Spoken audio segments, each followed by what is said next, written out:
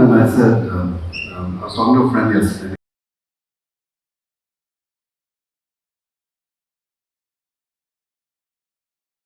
No. Are you going to get a haircut? No. Like, why? I'm like, I'm going into a place where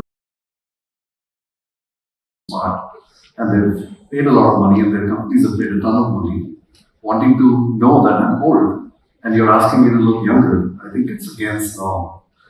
He then told me that my mom called him and said, get him to shave and have a haircut so he looks better on screen. How long it takes for you to get there. Then, this is to my team. I'm not wearing the button on top. So I'm still going to be myself. Alright. What are we going to talk about today? Not a lot of technology, but a perspective about the world that we're walking into. I'll tell you a little bit about myself. I'm an engineer, graduated from, I'm born in Hyderabad, graduated from the University of Chennai, then went to the US and did my MBA from the George Washington University. Started my career writing code in SQL and didn't like it. And then went to build some very, very small companies. And my second job was a company outside of Philadelphia. I was the seventh employee. And I knew that if you didn't make money in 3 months, I'd get fired. So I went very, very hard and made sure that we got some money. And 5 years later, 45 countries later, I set up the first company in India. And then that's the story of my life. Ion Waters in 2012, and I was part of the leadership journey, moving Ion from a $1 billion organization to a $30 billion entity at that stage. On the right is the non-work me. That's my daughter. I have an only daughter. I'm a traveler, I'm rebellious, and I'm always in pursuit of solutions. Someone told me it's very hard to trek, so I went to trek and then skied because it just doesn't come naturally to me. And another friend of mine was like, life is like a marathon. So when I was 42, I ran the Mumbai Marathon and broke everything there was to break, but still I proved it. That's me. So what are we going to talk about today is a very famous slide that seems to be popular, but I'll keep it short, the innovation timelines and how that plays a role in the world for us. Then what do I believe is the future of enterprise data management and how we are going to take things forward. Then the modern data architecture, what exactly is it that it should be structured? The whole architecture has to be structured. Then, what kind of a team would I build in the future? That's the part that I really like. And then the way forward. Are we going to go extinct? Probably. I'm going to keep this short, but what does this innovation cycle mean for all of us is very simple. The great part about every one of us in this room is engineers seem to have made a ton of money in every cycle. So we should be happy. Every wave required every engineer to change a perspective in how they look at their life. Over a period of time, every wave got shocked. There was a time about 100 years ago when you'd be lucky if you saw one wave in your life. But we have reached a stage where you're probably going to see 4 in this current life. Then technology takes over a lot of manual stuff with every single wave. And finally, as incredible as it sounds, it's no more a benefit to be very strong in technology and not understand the business at all. We have moved to a world where the entire world is automating technology and is telling you become a subject matter expert in your area. So we can't ignore that anymore.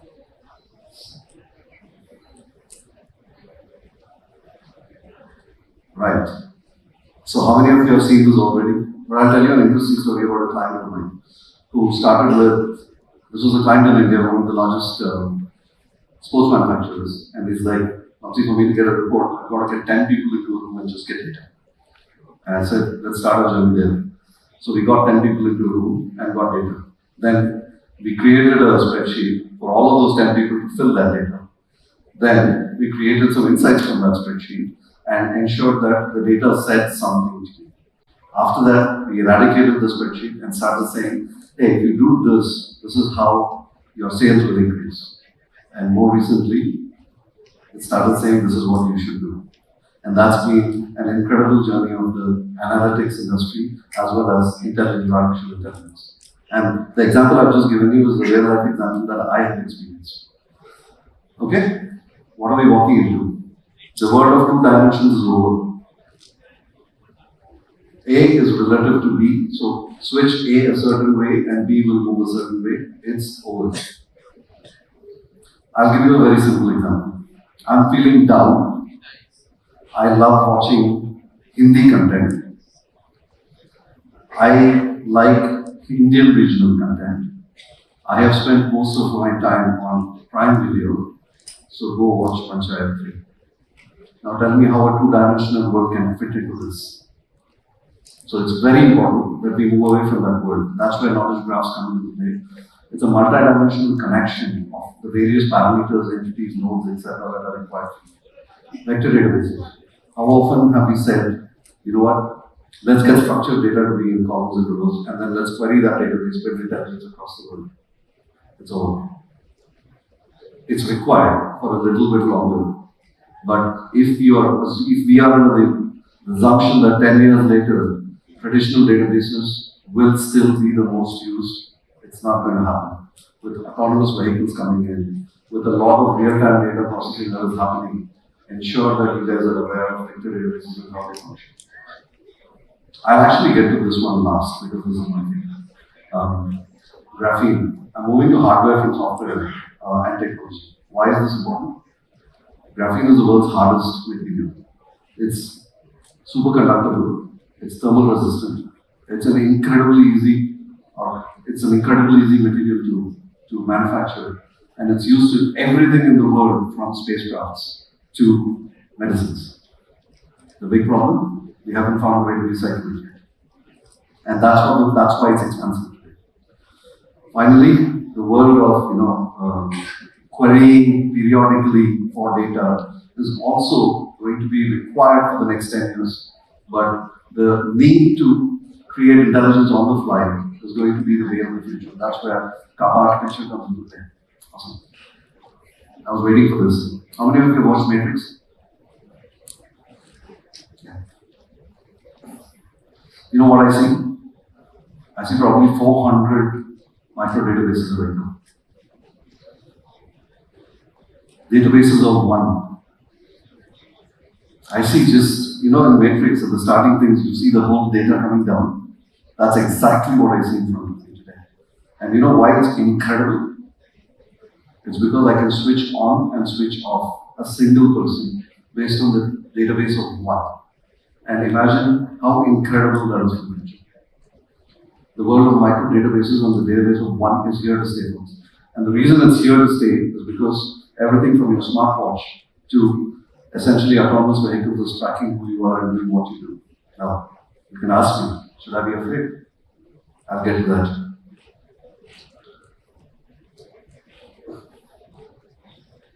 Should you be afraid? Okay. How about we listen to a story? I know that there's been a lot of technology being told, right? This is one of my favorite stories of data. Have you seen this? Stranger Things? How many of you have seen Stranger Things? Okay. Most of you know about Netflix, right? You know that Netflix is an organization that takes decisions based on data, correct? When they actually tried to find intelligence on Stranger Things, they couldn't. It said, don't manufacture, don't create this program at all. It said it doesn't make sense, it doesn't fit the norm. And about 5 or 6 years ago, Amazon Prime was struggling immensely to be successful in India. And then they started creating content like this. What did the data tell them? Don't do it. Indians are very, very, very wary about profanity, family stuff, having affairs, so don't create this content. It got created, and both segments broke records.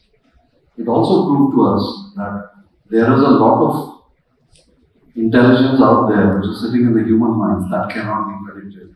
And there are going to be instances that we will have to override what the data speaks. And hence, I strongly believe that if you are able to move beyond being a technologist and saying, hey, I'm going to be the best at technology and start using intelligence of how we can take right decisions, we as human beings are here to help. Now, second question, should you be worried? The answer is not a unanimous no. It absolutely is not. So, it depends on what you're doing right now. How many of you have heard the word data as a profit or the phrase data as a profit? No? Now, these are all the organizations that use data to create intelligence, which then drive revenue.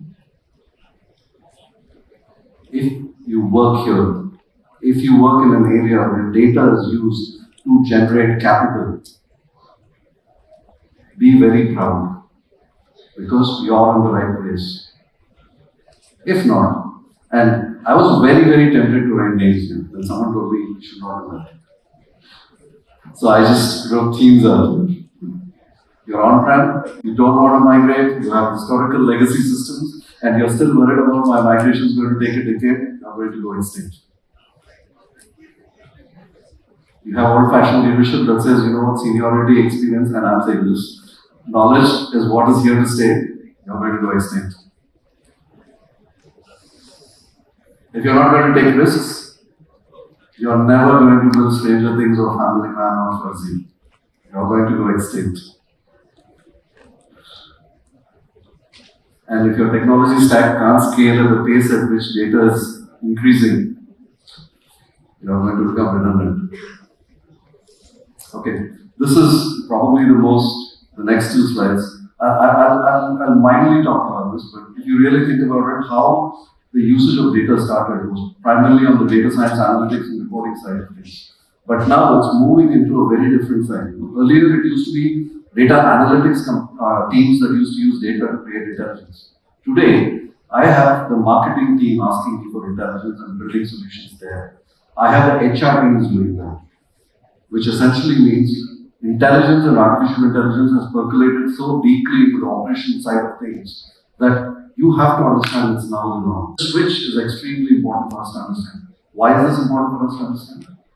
This is the difference between storing data and pulling it versus pulling it in real time, because your payroll cannot wait. You cannot default on your payments. And that switch is extremely important for us. And storage. How we've moved from on-prem solutions to hybrids and clouds, and now to having data as close as possible to the decision. That's where edge computing, autonomous vehicles, everything comes into play. As I was trying to prepare for this, the one thing I started noticing is, I started researching how autonomous vehicles work. How many of you know how it works? Okay, it's very simple. You have all the hardware sitting on a vehicle. It essentially takes pictures of your surroundings, triangulates between GPS and maps, and then tells you exactly where you are. Then attains intelligence of what's happening in your area, and then literally tells you what to do and how to get from point A to point B. As simple as it sounds, that's exactly how much intelligence has to be processed real time. That's the world we're walking into.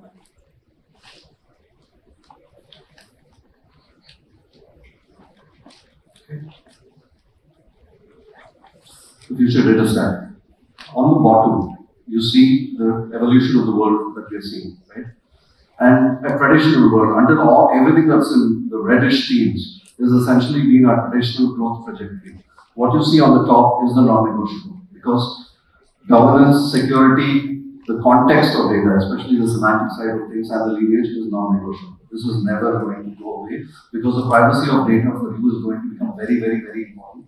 And how you use that data is going to be relevant. This whole database of one will become successful when you start having confidence that my information is not going to be misused.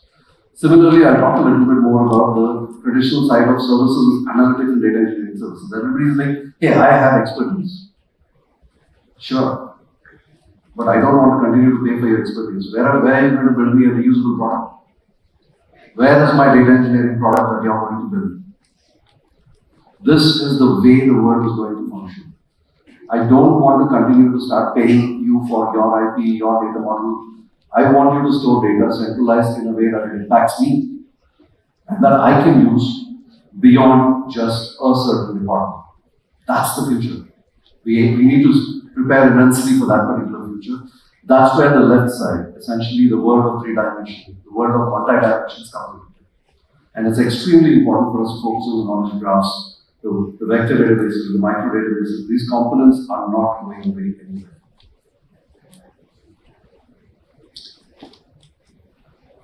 How would I structure my team in the future?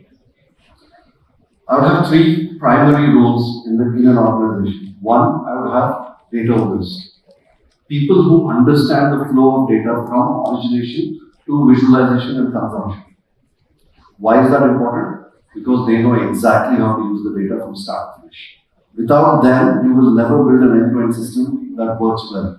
If you're going to be bits and pieces, it's not going to work.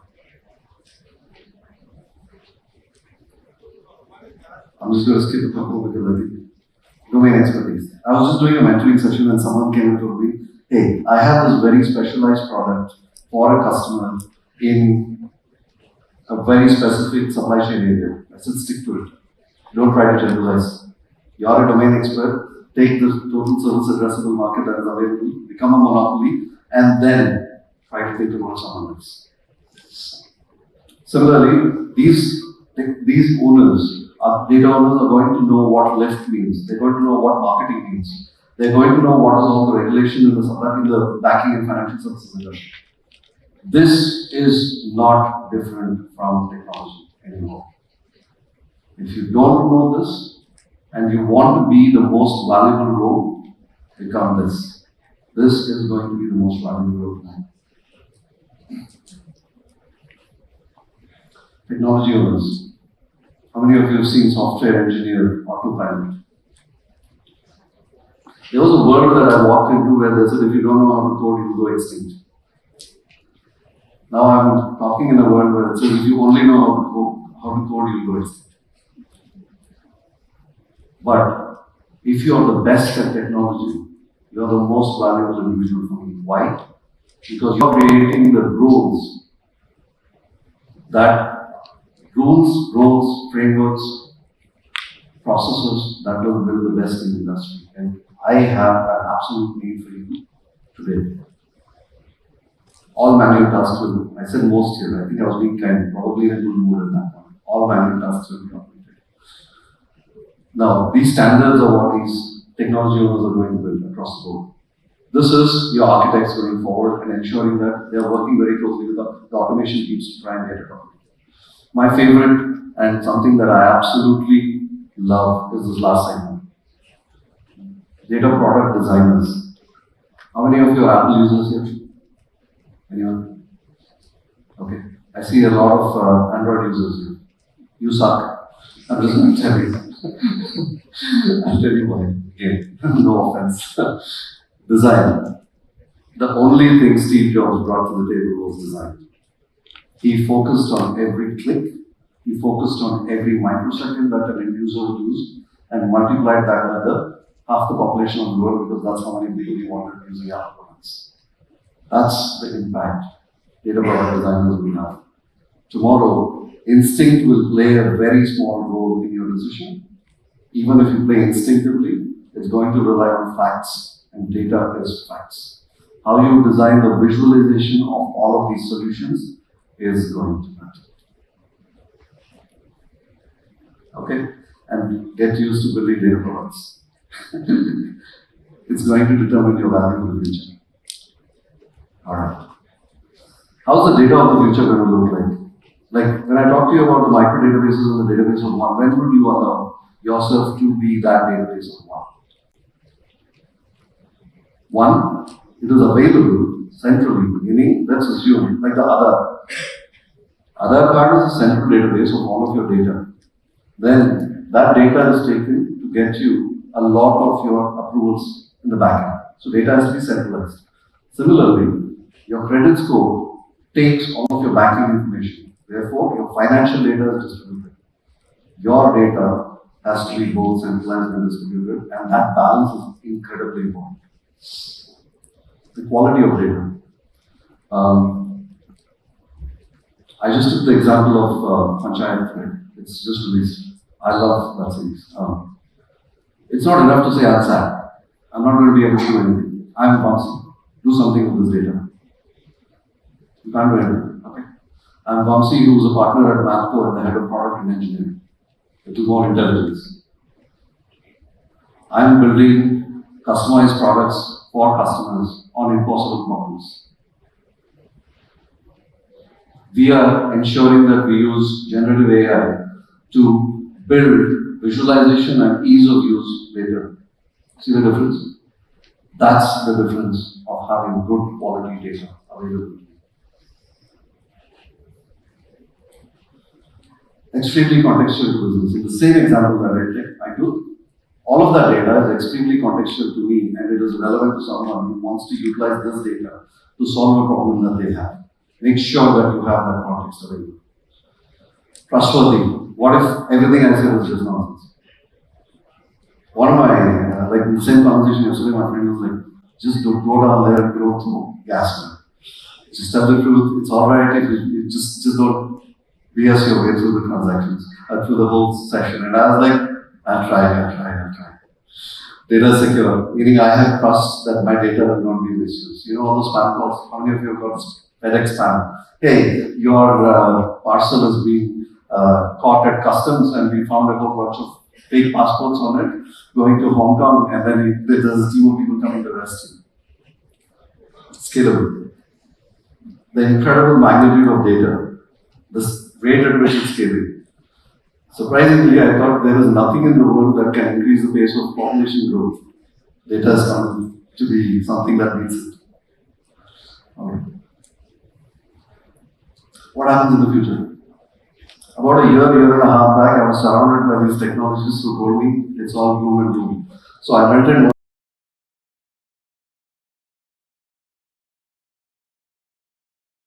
this is my future. Let's start adapting to this particular future.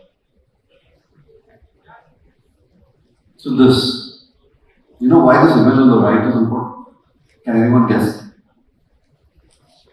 I actually just typed this in Copilot. I generated that image and I typed it in Copilot.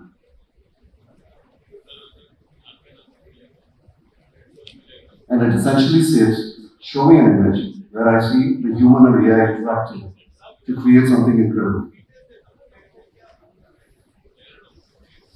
That's all I have for you today. Let's not be Neo, let's not be Agent Smith. And the last line that I have is, let's create a combination of Agent Smith and Neo. But I think I want to say, let's create a collaboration of Agent Smith and Neo. And that's the world that we're going to walk in. What happens in the future of artificial intelligence is entirely in the hands of a lot of people who are sitting in this room. You can choose to use it well. You can choose to make sure that it has an impact and is proactive, or you can choose it for destruction.